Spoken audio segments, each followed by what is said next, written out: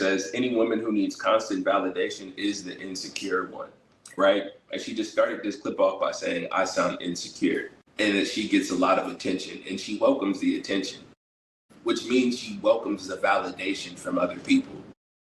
But I'm the insecure one. You need constant validation, and you want your partner to be okay with you seeking outside validation. And if not, they're the insecure one. And I never said I have a problem with you seeking outside validation or attention. I said I'm personally not going to be handling the attention. Not if you're welcoming it. And so there's something right here as well that I'm glad someone said. In the comments, he said, no man in his right mental state is placing his life in harm's way if you're not his wife, daughter, mom, or sister. She's living in delusional grandeur. And it really is just as simple as that, because once you become a certain age, once you're past like 25, you understand that life has real consequences unless you just stay and crash out forever. Like, whether it's just as simply as this, if you punch somebody in the mouth, you can break your own hand. So now you need to go get a cast, go pay for doctor bills, and are injured long term because you were mad at somebody. You could break your hand and not even actually break their face. And so now you have long-term consequences and you didn't even accomplish what you wanted to. But let's say you actually do accomplish what you wanted to and you break somebody's face and they end up suing you.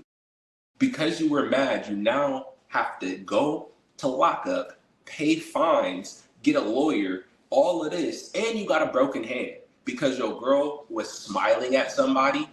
Yeah, bet. No, I'm not about to lose my freedom, my safety, and my finances because you didn't know how to be respectful of the idea of a relationship.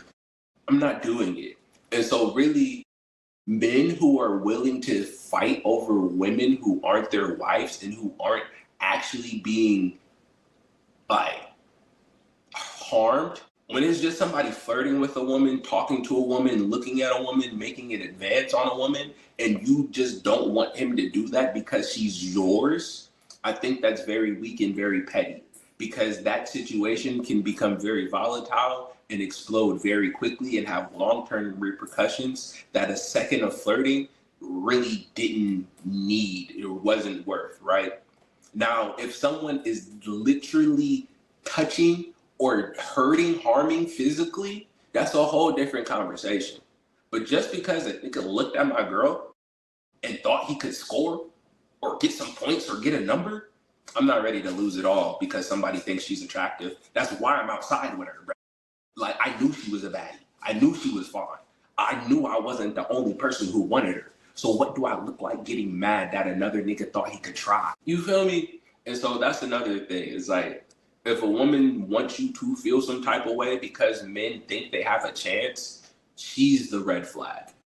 Because you like people to start problems over you. And as a man, you understand that when two men get into it, this could be a life or death altercation at any second, just depending on what level of hothead or what level of crash out you're dealing with. You don't know how crazy somebody really is. And so with that, I just caution all women to be a little bit cautious of how attractive the idea of a man resulting to violence is to you.